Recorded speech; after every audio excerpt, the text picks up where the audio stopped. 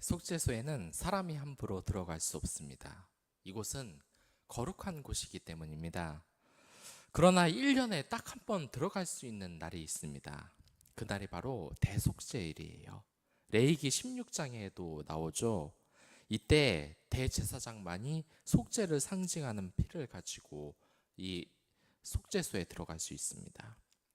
다 아시겠지만 이 피는 장차 속죄소로 모든 사람이 들어가서 하나님을 만날 수 있게 한 예수님의 피를 예표하는 것입니다. 그런데 여기에 있는 증거계는 한 가지 특징이 있습니다.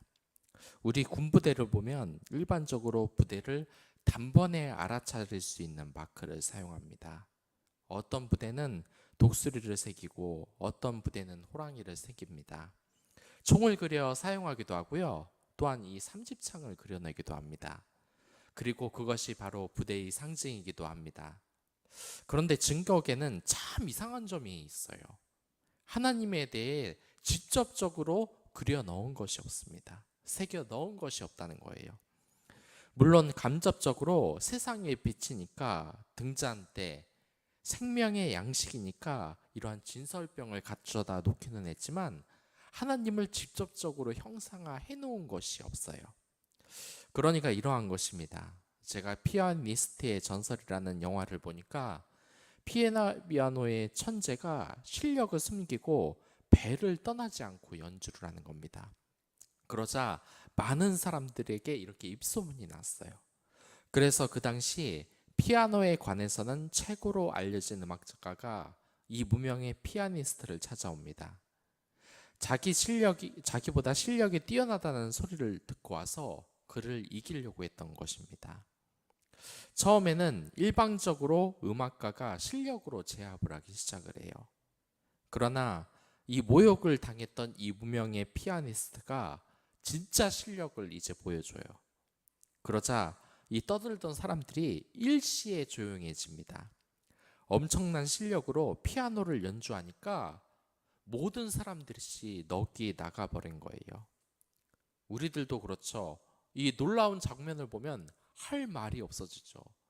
이게 좀 안 좋은 말이긴 한데 어글로이긴 한데 이 광고에서도 그렇잖아요. 뭐라고 표현할 길은 없네.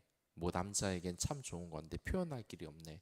뭐 이게 좀 약간 음란성과 연관이 돼서 별로 좋은 단어는 아니지만 아무튼 뭐 놀라운 것을 보면 표현할 것이 없다는 그런 말이겠죠.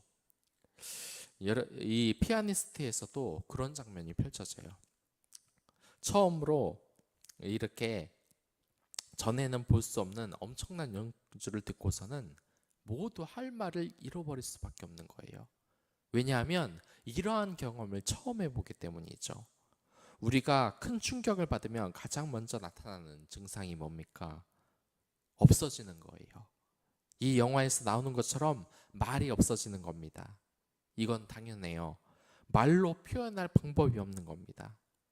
너무나 엄청난 실력을 받기 때문에 말입니다. 그리고 강한 충격을 받으면 또 잃어버리는 것이 있습니다. 바로 기억을 잃어버리게 돼요. 특히 이런 건 영화 소재로 많이 쓰였는데 과거의 아픈 기억을 잊고 기억을 조작해서 사는 정신병자 같은 이야기가 굉장히 많이 나와요. 너무나 큰 충격을 가진 과거이기에 이 과거를 떠올리면 이 세상을 살아갈 수가 없기에 이 기억에서 지워져 버린 것이죠. 그리고 우리는 정말 엄청난 전못으로 과거의 한 기억이 모두 사라지고 말았어요. 바로 하나님에 대한 기억이 사라져 버리고 말았습니다. 예전에는 사람이 하나님과 같이 살았습니다. 함께 행복했습니다. 아담과 하와는 하나님을 보고 만나도 죽지를 않았어요. 언제나 하나님과 함께였습니다. 이때가 하나님과의 기억이 있었을 때예요. 하나님과 언제나 동반을 하면서 하나님의 정체가 뭔지 우리처럼 고민을 하지 않았던 시대예요. 하나님과 언제든지 대화할 수 있으며 아버지와 함께 살 수 있었던 것입니다. 그러나 여러분들도 아시다시피 이 아담과 하와가 사탄의 유혹에 넘어가서 선악과를 먹고 에덴 동산에서 쫓겨난 이후 인간의 이 기억 속에 하나님을 모두 잃어버리고 만 것이에요. 여기 증거계를 보면 우리가 기억을 잃어버렸다는 그 증거를 얻을 수 있어요. 이 증거계에는 하나의 특징이 있는데 하나님의 임재하심을 상징하는데 하나님을 직접적으로 형상화해서 만들지는 않았습니다. 이 증거계 뚜껑 위에 장식되어 있는 것은 하나님의 형상이 아니라 두 그룹, 그러니까 두 천사가 장식되어 있는데 막상 주인공인 하나님은 새겨져 있지 않아요. 그러면 이 두 명의 천사가 하나님이냐? 그것은 물론 아닙니다. 이 그룹 천사들은 모두 무릎을 꿇고 날개로 자신의 얼굴을 가리고 누군가를 경배를 하고 있습니다. 누구를 경배하고 있을까요? 당연히 하나님입니다. 이 양쪽에 있는 두 그룹이 고개를 숙이고 경배하고 있는데 이 경배하는 곳이 어디냐면 바로 아무것도 없는 빈 공간이에요. 이 두 그룹 천사 사이에는 아무것도 없어요. 이 빈 공간이 하나님이라는 것을 우리에게 가르쳐 주고 있는 겁니다. 그러니까 경배자는 만들었지만 경배를 받는 하나님은 만들지 않고 형상도 만들지 않은 것입니다. 십계명 제2계명을 보면 너는 우상을 섬기지 말고 어떠한 형상도 만들지 말라고 했습니다. 그러니까 어떠한 형상을 꾸며서 만들지 말라. 물론 우상의 형상을 만들지 말라는 뜻도 되지만 하나님의 형상도 절대로 만들지 말라는 것입니다. 그래서 저희 교단에서는 이게 잘 지켜지지는 않습니다만 이 예배당 앞에 십자가를 이렇게 걸어놓지 않아요. 이 십자가가 우상이 될 수 있다는 그런 위험 때문이죠. 아무튼 어떠한 형상도 만들지 말라. 이건 두 가지의 뜻이 있습니다. 먼저 형상을 만들지 말라고 한 뜻은 우리가 어떤 모양의 형상을 만들어도 그것이 하나님을 모욕하는 것이 되기 때문이에요. 왜냐하면 하나님은 우리가 만들 수 있는 성질의 것이 아닐 정도로 철저하게 세상과 구별이 되신 분입니다. 그렇기에 어떠한 형상도 만들지 말라고 하나님을 욕하게 하는 것이 되는 것입니다. 그래서 지금 이 본문에서 증거계를 만들 때에도 하나님의 형상을 절대로 새겨놓지 않았어요. 제가 이 축구를 좋아해서 그 몇 년 전에 그 뉴스를 본 적이 있는데 그 뉴스에서 이 세상에서 그 포르투갈에서 굉장한 유명한 그 축구 선수가 있잖아요. 그 선수를 기념하기 위해서 동상을 새겼다고 해요. 그런데 이 동상이 정말 코미디 수준으로 못 만들었더라고요. 그래서 이 축구 선수 당사자가 이 동상을 보고서도 마음에 안 드는 그런 미소가 지어지더라고요. 당연히 기분이 좋을 리가 없죠. 자신의 모습을 이상하게 만들어서. 그때 많은 사람들도 그 축구 선수와 전혀 닮지 않게 동상을 만들었다고 이야기를 한 적이 있습니다. 그러니까 말하자면 이러한 것입니다. 이 만들려면 정확하고 잘 만들어야 되는데 잘못 만들면은 오히려 욕만 먹게 되는 겁니다. 그 사람을 모욕하게 되는 겁니다. 굉장히 아름다운 여인이 화가에게 그림을 부탁했는데 이때 우리들처럼 사진이 없었기에 정말 똑같이 그려야 됐어요. 그 옛날에 중세시대쯤엔 그랬어요. 그래서 증명사진처럼 사람들이 자신을 알아볼 수 있으니까요. 그런데 똑같지도 않고 구도도 엉망이고 아름다운 얼굴을 전혀 표현하지 못했다. 이 여인이 마음이 어떻겠습니까? 이 여자의 얼굴을 모르는 사람이 그 그림을 보면 이 여자가 실제로 미인이라는 사실을 모를 거 아닙니까? TV 프로그램만 봐도 사람을 그리는데 웃기게 그리면 기분 나빠하지 말라고 이야기를 합니다. 원래대로 잘생기고 예쁘게 그리지 못하니까 기분이 나쁠 수 있다는 겁니다. 이와 같이 우리가 하나님을 형상화해서 그린다면 그 순간 하나님을 모욕하게 되는 거예요. 하나님이 독수리입니까? 소입니까? 아니면 세상에 어떤 사람을 닮았습니까? 모두 하나님보다 못한 것이에요. 그러니까 어떻게 우리가 하나님을 정확하게 형상화할 수가 있겠습니까? 그리고 두 번째로 우리가 하나님을 형상화하지 말아야 하는 이유는 우리가 하나님을 본 기억을 모두 잃어버렸기 때문입니다. 그 상태에서는 정확한 형상이 아니라 다른 것을 만들어서 잘못해서 다른 신을 섬길 수가 있기 때문이에요.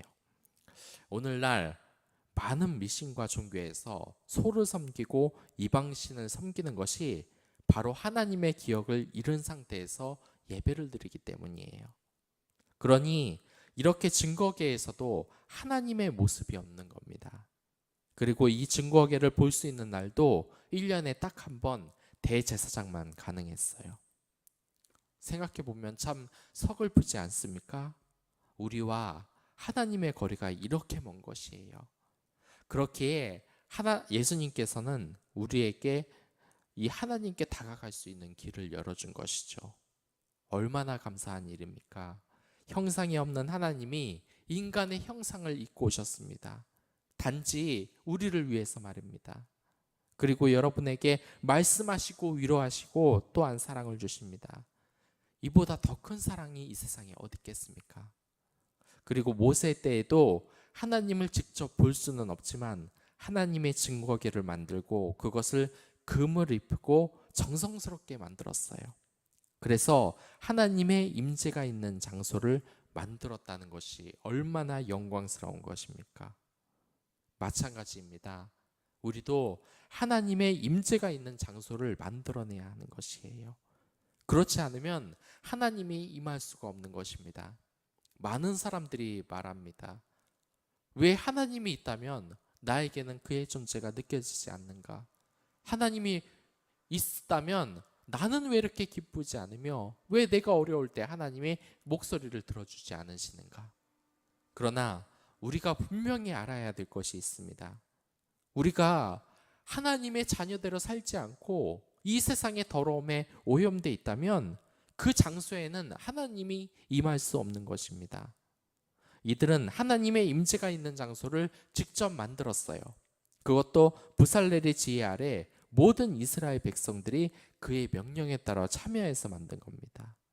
그래서 그들은 전쟁터에 나갈 때에도 이 언약궤를 동반하고 나갔어요. 우리가 진정 그러한 삶을 살고 있습니까? 이 이스라엘 백성들은 언약궤를 만들어 놓고서 그냥 성소에 고이 모셔두고 그것을 꺼내지도 않고 상관하지 않는 것이 아니에요. 전쟁터에 갈 때 어려운 일이 있을 때 항상 이 언약궤를 가지고 간 것입니다. 우리가 정말 하나님의 임재, 그 은혜를 누리려면 여러분들 이 성경 말씀의 이 언약궤에 대신 이 성경의 말씀을 항상 가슴에 품고 이 세상에서 나가야 된다는 거예요. 그냥 예배당에 있을 때 잠깐 하나님만 섬기고 나갈 때 싸그리 있는다면 하나님의 기적이 당연히 우리의 삶에 임할 수가 없는 것입니다. 그리고 너무 다행스럽지 않습니까?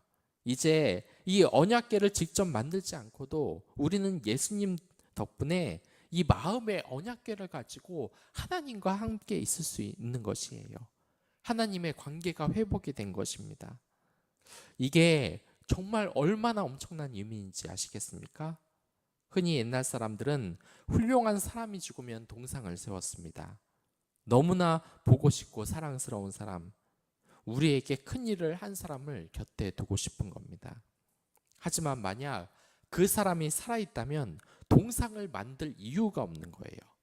왜냐하면 살아있는 그 사람을 직접 만나면 되기 때문입니다. 이건 비교할 거리도 안 되죠. 사랑하는 아내와 함께 사는 것이 좋겠습니까? 아니면 그 아내가 죽어서 동상을 만들어서 그 동상과 사는 것이 좋겠습니까? 우리에겐 이제 살아계신 하나님이 함께 하시는 겁니다.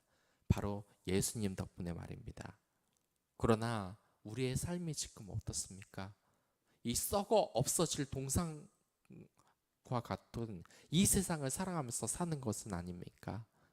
사랑하는 예수님을 곁에 둬야 그 사람과 사랑의 관계가 회복이 될 수 있는 거예요. 여러분들, 이제 썩어 없어질 이 세상의 동상의 것을 버려버리고 오직 예수님만 찬양하시길 바랍니다. 그 관계가 회복되려면 이 교회의 노력이 필요합니다.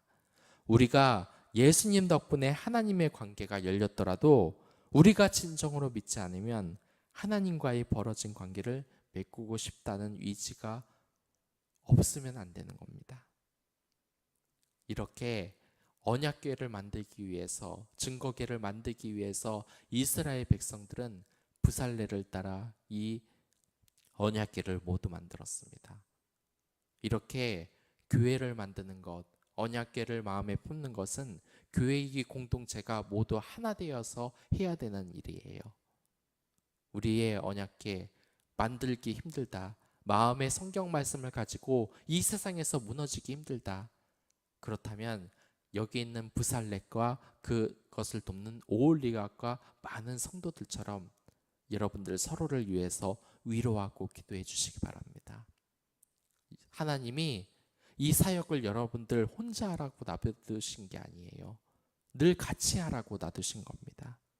이렇게 하나의 성막이 많은 사람들에 의해서 세워진 것처럼 여러분들의 그 사역도 혼자 하는 것이 아니에요. 같이 만들어가는 겁니다. 그렇기에 우리의 이 사역은 외로울 수가 없는 거예요. 항상 사랑하는 이 교회의 공동체들을 위해 기도해 주시기 바랍니다. 그를 사랑해 주시기 바랍니다. 오늘 이 시간 많은 기도 제목을 가진 성도들이 있어요. 우리 어려움을 가진 그 성도들을 위해서 이 시간 기도하는 것이 어떨까요? 하나님께 진심으로 마음의 언약궤를 펼고 항상 기쁘게 생활할 수 있도록, 그럼 다 같이 기도하도록 하겠습니다.